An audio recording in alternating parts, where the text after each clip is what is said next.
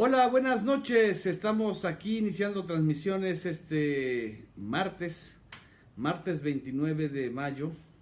Ya se nos está acabando el mes, el periodo de las campañas electorales en donde se definía la posibilidad de que alguien subiera o bajara y entramos ya prácticamente a la recta final de la contienda electoral del 2018. Y agárrense porque los golpes van a estar durísimos. Pero ya no van a ser golpes para modificar realmente el escenario electoral, la diferencia que existe entre el candidato puntero, que es Andrés Manuel López Obrador, el segundo lugar, que es Ricardo Anaya, y el tercer lugar, que es José Antonio Meade, y en un cuarto lugar muy lejano, Jaime Rodríguez el Bronco. Estamos entrando en el periodo pues más duro de las campañas en términos de territorio y de terreno electoral. Es decir, viene ahora sí el operativo de compra de voto, coacción del voto, intimidación, buscar que no se eleve demasiado la participación electoral en los comicios del 1 de julio, porque a mayor participación de votantes es menor el margen que tienen para hacer fraude electoral, y a mayor participación de votantes pues también puede distanciarse o agrandarse la ventaja que lleva en estos momentos el candidato presidencial de Morena frente a los otros dos. Entonces van a dar con todo para inhibir que la gente vaya a votar, inhibir que participen como funcionarios de casilla, comprar su voto a través de los programas sociales, alterar o rasurar el padrón en aquellos distritos donde lo puedan hacer. Exactamente, están pegando fuerte, como dice Martín Binocur. Y aprovecho este momento para mandar los saludos necesarios con este calor, mandarles un abrazo muy caluroso a Verónica Hernández, a Efrén Barmes, que nos está escuchando desde Veracruz, Leonardo Fabio Farrera Moreno, a Ileana Arias, a Ivana, a Cecilia Silva, buenas noches, a Laura Fernández González, muchas gracias, a Alejandro Sotran, que está viendo ahorita nuestro video, a Taide Ortiz, hola, muchas gracias, en fin, a los que se han estado sumando, a pesar de la hora, a pesar del calor, pero pues por eso teníamos que sintonizarnos hoy para hacer una especie de introducción al mes de junio.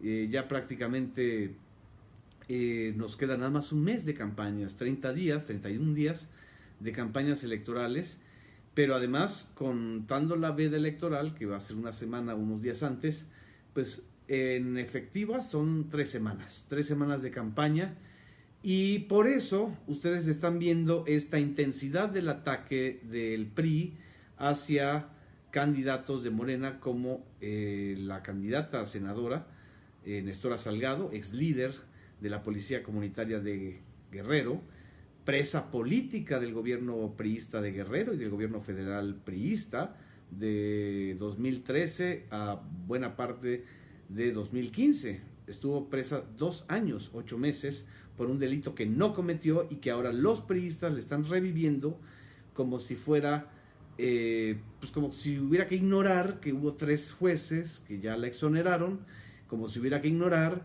que ella ya estuvo detenida, como si hubiera que ignorar la parte en donde no pudieron acreditar ni comprobar que ella hubiera secuestrado o le hubiera extorsionado a los familiares de estas chicas, que según los financiadores priistas de ellas las están aventando a los medios junto con este monumento a la corrupción, a la falta de credibilidad y a la desconfianza, que es la señora Isabel Miranda de Wallace. Esta violencia política la vamos a ver mediáticamente en los medios durante la última etapa, porque se trata de eso, de inhibir o de que los desconfiados o los que están indecisos finalmente no inclinen su voto hacia Morena.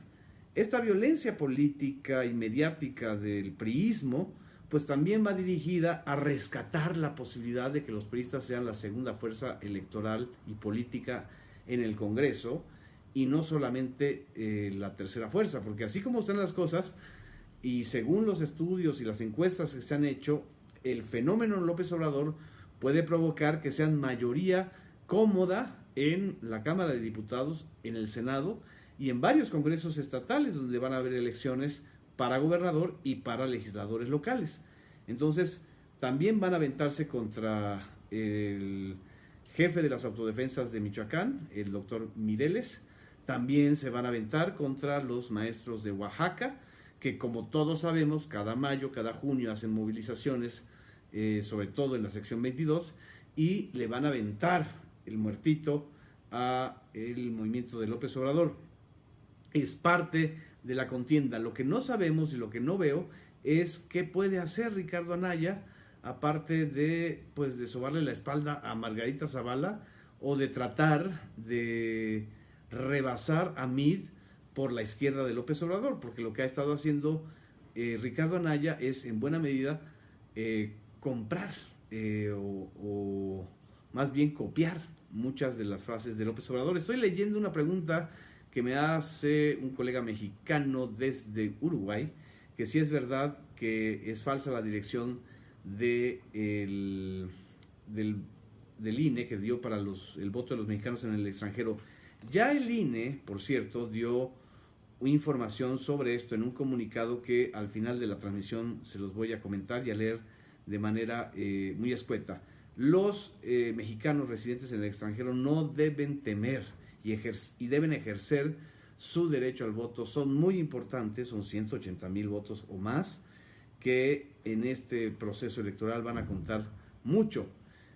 También me dicen que Isabel Miranda de Wallace se prestó para golpear a Nestora Salgado. Pues así se ha prestado desde la época de Felipe Calderón. Realmente es una sicaria ONGera, es decir, ella simula defender a las víctimas cuando en realidad está defendiendo a los victimarios, cuando en realidad está defendiendo al gobierno, a los gobiernos priistas, a fuerzas militares, a fuerzas de la Marina, porque a la señora Miranda de Wallace no le parece grave que a Nestora Salgado la hayan detenido sin orden de aprehensión por elementos del ejército y de la Marina. Eso no le parece grave. Es más, tal parece que nos quiere decir que así deberían hacer con todos los líderes sociales en México.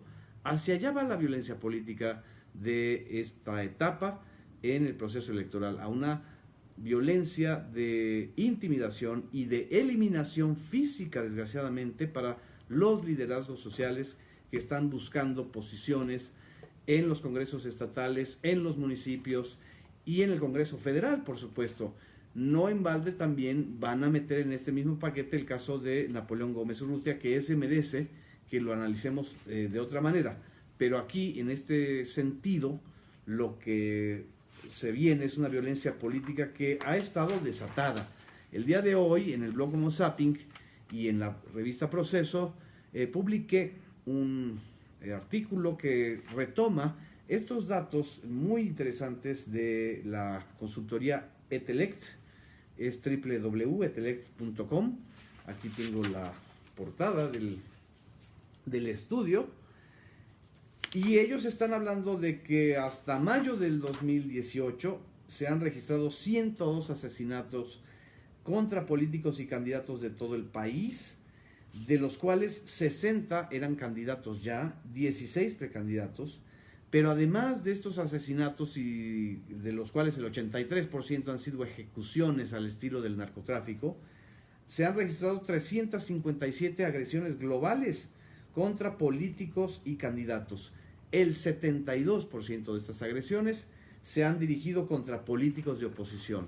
Y por supuesto no se necesita ser brujo ni mago para decir que la gran mayoría de estos políticos opositores a los que se les han agredido y se les ha tratado de eliminar o se les ha eliminado físicamente es porque vienen de los movimientos sociales, vienen de dirigencias que van a afectar o pueden afectar a los grupos criminales, sobre todo que operan en Guerrero, donde es el mayor número de agresiones, 44 agresiones, que eso no le preocupa al PRI. Al PRI lo que le preocupa es bajar del Senado a quien defendió a la población de Olinalá, Guerrero, y que representó y se volvió un emblema en todo Guerrero de la defensa de las comunidades frente a la llegada de los sicarios y de los narcoalcaldes.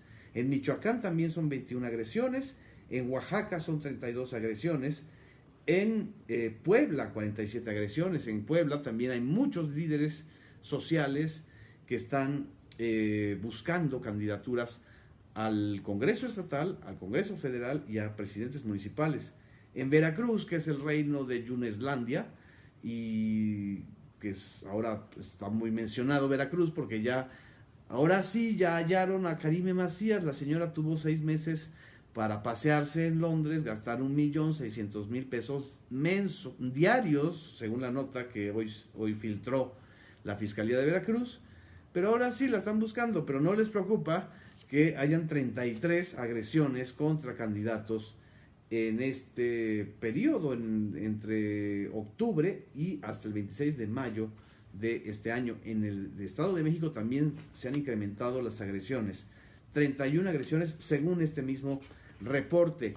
Lo más impresionante de este informe es que el nivel de violencia electoral en el 2018 es superior en un 40% al del 2017, pero sobre todo es 385% superior, o sea, casi 4 veces más que en el proceso federal del 2015, que si bien no se eligió en el 2015 a un candidato presidencial y a varios candidatos gobernadores como ahora, pero sí se eligieron a muchos alcaldes y a muchos candidatos a diputados locales.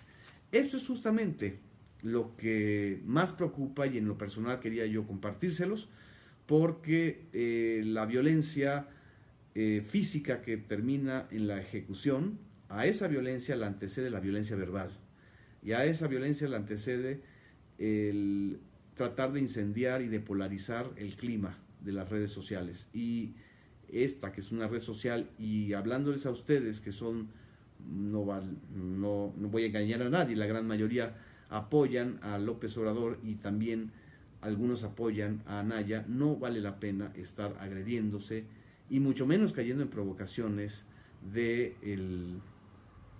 lo que está sucediendo entre los candidatos presidenciales.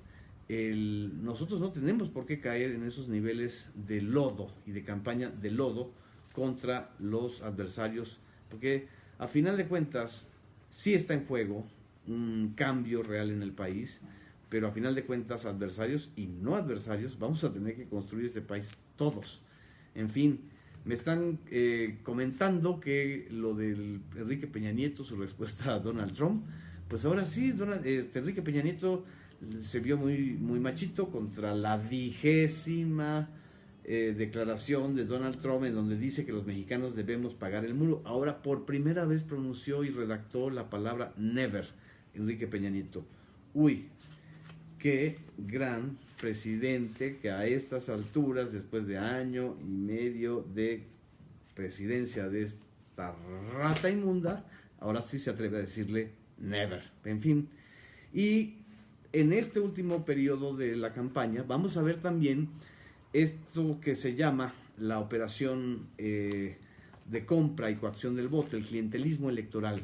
Este clientelismo electoral es justamente a lo que están apostando las estructuras del voto duro priista, a comprar de última hora buena parte del voto, sobre todo en aquellos sitios en donde tengan riesgos de perder candidaturas a diputados federales, candidaturas a gobernadores, y por supuesto que si pueden van a ensuciar la elección presidencial. De eso se trata. Y el reporte que el día de hoy presentaron 2 organizaciones, que es Mexicanos contra la Corrupción e Integralia, que ustedes no me dejarán mentir, son organizaciones que no tienen nada que ver con López Obrador, más bien que son adversarias a López Obrador y a Morena, pero que el día de hoy presentaron un informe muy revelador de cómo se pretende utilizar y comprar el voto.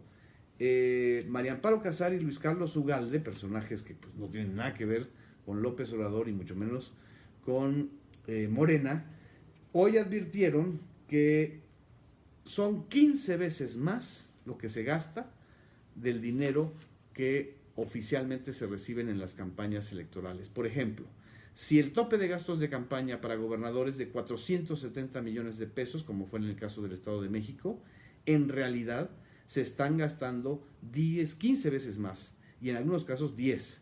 Estamos hablando de más de 470 millones de pesos tan solo en la elección a gobernador. Mencionan que el costo promedio de la compra y coacción del voto puede oscilar entre los 750 y los 2,000 pesos. En algunas entidades como el Estado de México, ellos retomaron el informe de varios de los operadores electorales, hablaron de 2,000 pesos por voto. En fin, este tipo de estrategias van a incrementarse en estos meses, porque es justamente lo que le queda a la estructura electoral oficial, sobre todo a la oficial. Ya habíamos comentado cómo se han incrementado los recursos de programas sociales como Prospera y el programa de empleo temporal, que tienen que ver con la compra y coacción y condicionamiento del voto. El asunto es todavía más grave porque buena parte del dinero por debajo de la mesa, como dice el estudio, viene de grupos empresariales, pero también de grupos criminales que financian campañas a cambio de obtener protección, contratos y desplegar una serie de negocios con el poder. El gran problema es que casi todas estas donaciones se hacen en efectivo, no dejan huella fiscal, pero sí dejan huella interbancaria. Por lo pronto, en este informe, ellos revelaron que en el 2013 aumentó el efectivo o el circulante en efectivo en estos primeros meses, en 33,000 millones de pesos. O sea, hay 33,000 millones de pesos más circulando en efectivo, que significa el 5% más de lo que hubo hace 6 años, en 2012, que fue una de las elecciones en donde más se compró el voto. O sea, estamos planteándonos que vamos a un escenario en donde muchas de estas triquiñuelas, que son parte de la ilegalidad en la que vivimos o en la que está prácticamente nulificada la posibilidad de la fiscalización efectiva, se van a poner a operar. Por eso es importante conocer y saber que hay una serie de triquiñuelas y de maniobras para la compra y coacción del voto. Esto está completo en el estudio que hoy se presentó de la agrupación de mexicanos contra la corrupción y de Integralia. Vale la pena, es una buena investigación realizada por Jimena Mata Centeno y por Leonardo Núñez. La pregunta es hacia dónde debemos orientar la ley electoral y las prácticas de fiscalización y sanción para frenar este tipo de acciones. Y como dice el Best Grandfather, tiene que haber un voto masivo para evitar el fraude en esta elección del 2018, del 1 de julio. Muchas gracias por sus comentarios. Saludos a todos los que nos están viendo desde Torreón, Coahuila. Y me preguntan por las gatitas, pero es tan fuerte el calor aquí en la Ciudad de México también que ya pues prácticamente están dormidas. Están viviendo en su mundo onírico. Ni un peso más a las elecciones. Esa también es una de las propuestas, de que haya un presupuesto base cero. Yo creo que vamos a vivir un derroche como nunca antes. Uno de los datos también que plantearon en este estudio es que hasta 500% se eleva el presupuesto de gasto en comunicación social en los gobiernos estatales y federales. ¿Qué significa? Que están comprando a los medios, que están comprando las mesas de debate, que están comprando los comentarios a favor de los candidatos oficialistas. Entonces no se engañen con las campañas de envenenamiento que se están dando en los medios masivos de comunicación y en algunos sitios en redes. Buenas noches, muchas gracias, les mando un abrazo. Hasta el miércoles, mañana. Gracias.